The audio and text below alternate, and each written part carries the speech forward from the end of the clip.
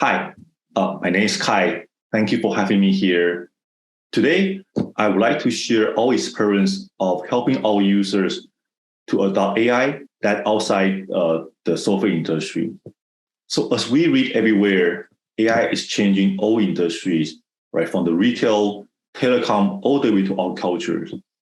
And if we look at closely, this graph from BCG actually showing that the chance of adopting significant financial benefit from AI, that from the organization perspective, scaling the internal AI capability and getting to the organizational learning with AI will actually lead to higher chance of tapping into those high value.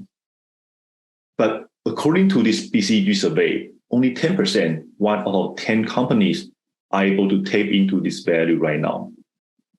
So if you look into this number closely like we do, you will likely draw the following conclusion that AI adoption today is highly contributed by the software industries. There should be no surprise there. The second insight we get from here is there's still a large opportunity that in the very long tail of different industry. Today, I would like to share our experience in the manufacturing industry.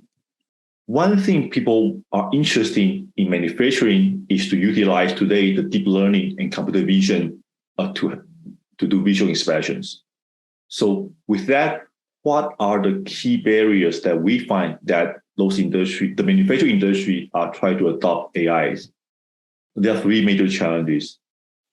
The first one is small data set. So what we found is that the technology that either from academic or from industry that built and designed for large image set that just does not work for other industry like manufacturing. For example, it is very, very common to see a computer vision project, for example, like facial recognition or self-driving car perceptions that utilize millions of images. So the technology building for those are very optimized for those large image sets. However, this is not the case for the project outside high-tech industry. For example, when we talk to the manufacturing audience, this has happened last year in the Automate show that at US, there's the largest manufacturing conference.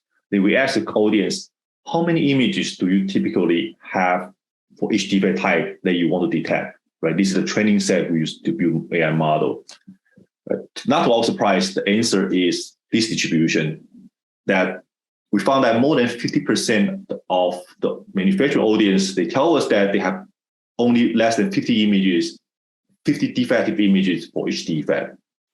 So imagine for those audience in this industry, they had to find a way to utilize those very small data set to achieve the high accuracy requirement for visual inspections. It's very challenging. So this is the first challenge they face of adopting AI, the small data set. The second challenge we found is the customization, or we call the long tail problem, and that lead to the lack of AI talent. So here's one interesting observation. If we draw all the AI projects, all the potential AI projects, and sort it with a decreasing order of the value they generated, what you will find is here. Right? Some AI project in the industry, for example, like advertisement, a recommendation, advertisement, personalized recommendation, generate a lot of value, like billions of value. And you will find another project like web search. They also utilize AI, generate tons of value. For those projects, it is make economic sense that a company can invest 200, 300 people, machine learning engineer, focus on the infrastructure of this AI project, as well as the AI model and data. However, if you look at the long tail side, we found that there's a lot of other projects, like steel inspections. People try to use deep learning to identify defect in the steel sheet, or like wire inspection or wafer inspection. The semiconductor fab want to detect the non-perfect wafer use deep learning.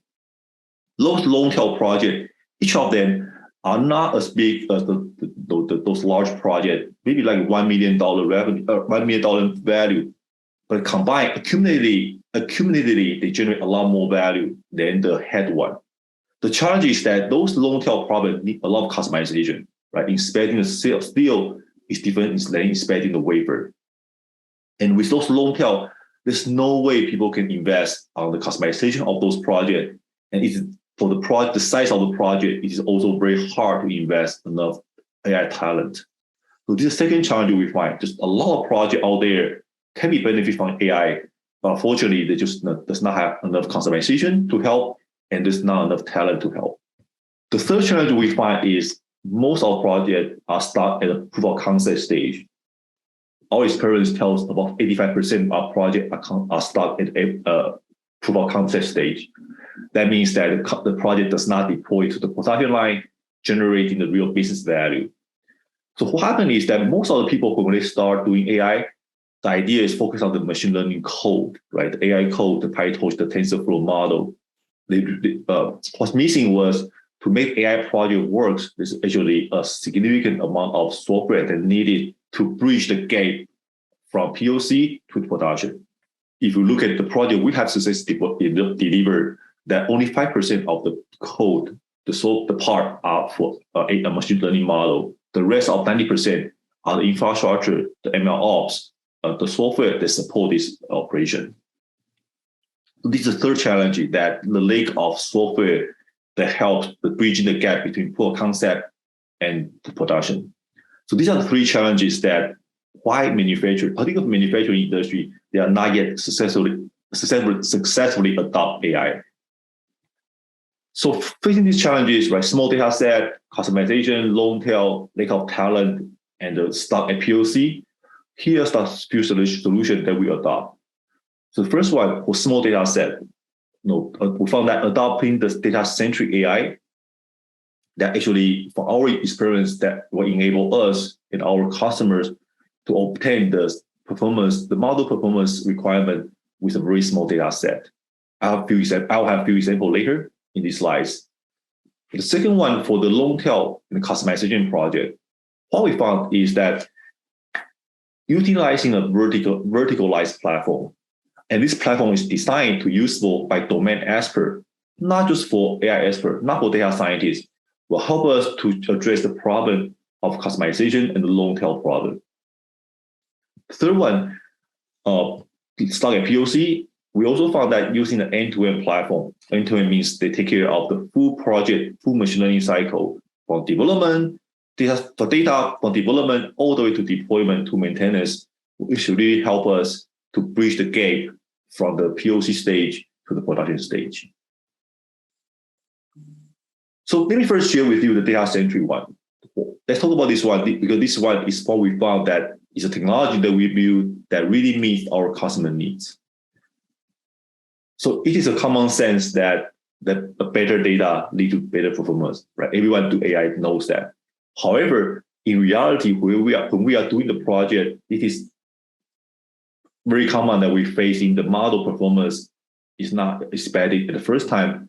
So there are two approaches. The first one we call model-centric approach, which is, right, in the data AI, we fix the data, we work on the code, we find hopefully a better model, we find different private parameters, we do different optimizer to try to get the result better. The other approach we took, which we call a new approach, is a data-centric approach. The idea is that now let's fix the code, fix the model. The model today in the industry, in the open source domain, is pretty strong. What happened is the data part is we can put a lot more systematic way to get data better, and we have found that the data-centric approach actually gives us a much better ROI to get a model performance to the desired stage. Let me show you one example that we have done. I think we showed the example on the steel manufacturing. This customer want to inspect a steel sheet 1.5 meter wide. They go run live in the production line. They put a camera at the end that hopefully to detect those defects, right? This defect, this defect, this defect, this defect. There are 32 defect types. Each of them has about 50 images to 200 images only. So the original idea, we call the baseline, is label the data, train an AI model.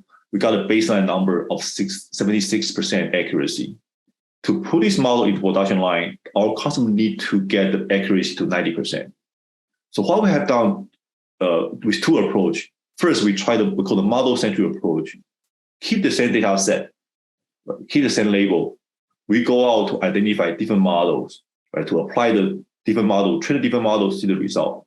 Surprise to us that the metric did not improve any at all. Right? We got zero improvement on this one. At the same time, we take another approach, the data-centric approach.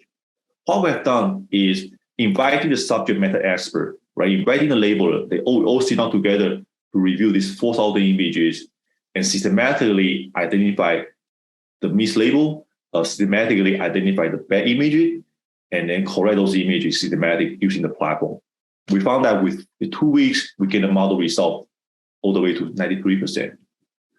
So one important takeaway is like this data-centric approach allows non-AI specialists to help us to solve this problem. We found that the subject matter expert actually contribute a lot on getting the result better.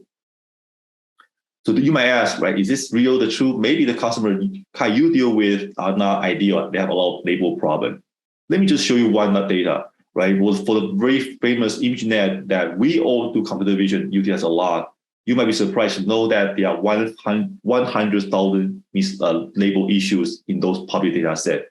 And then about 300 of them are in the validation set. So data quality is not a problem. It's not a real problem. We have seen that in both academic case, but also in the industrial case. So one thing I learned from this project, right? Data-centric approach is important, and having the verticalized platform. Very important idea is this platform is useful by not only the data scientists, not only the AI team. It can be used by the domain expert, like the subject matter expert, quality manager, solution developer, and labeler. All together can help really get in a systematic way to clean the data and get a very much model in a very short time. So we also found that embedding this the approach into end-to-end ML platform is very, very beneficial. End-to-end means from the original data to model to deployment are all in the one single environment, so that the different users, like the machine learning engineer, data scientist, subject expert, can all work together in the same software, generate a lot of value. We found that this cooperation can generate 10x faster, can produce a 10x faster way to get a good AI model out. So in Landing AI, we have built a platform called Landing Lens. It's a data-centric end-to-end computer vision platform that has been success helping our manufacturing customer and actually a non-manufacturing customer to have a single platform that work together, getting the model out of deployment. Thank you so much today, and hopefully you will embrace data-centric AI like we do and see the benefit from it. Thank you.